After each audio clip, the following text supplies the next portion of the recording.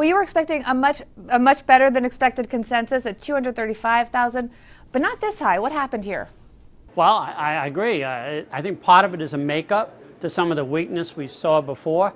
But to me, it's just underlying strength in the economy really has shown through now in the second quarter. We not only saw more jobs, but we saw broad-based gains in jobs. Only the federal government showed a decline in jobs, and the total hours worked. Not only the jobs, but the average hours, that combination was up, and that it does suggest a 2.5% to 3% GDP number, even perhaps more in the second quarter.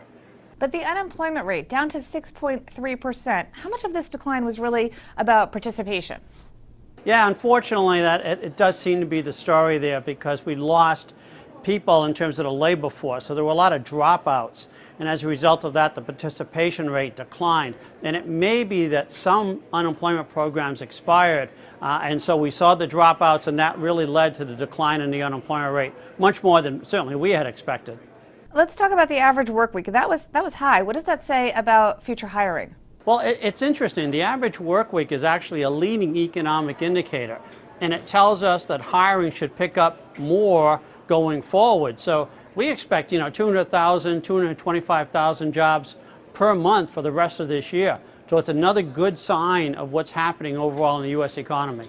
All this points to, as you say, good signs about the U.S. economy. Let's talk about that 6.3%. That's below what the Fed has talked about, 6.6% as an unemployment rate. They've backed off saying that that's definitely a time that they would raise rates, but we still have to talk about rates here. What does this mean for interest rates? What do you see happening and when?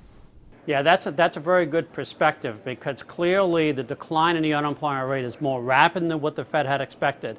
And I think what will happen is people start raising their economic forecasts in terms of overall GDP, but they also might start changing the timing of the Fed and bringing forward a change in the federal funds rate, perhaps as early as the second quarter of 2015, rather than perhaps what we expected was the third quarter of 2015. And so it's that delicate balance of better growth, but higher rates. How do you price that in the marketplace? And I think that's what the market will decide for the next 3 or 4 days.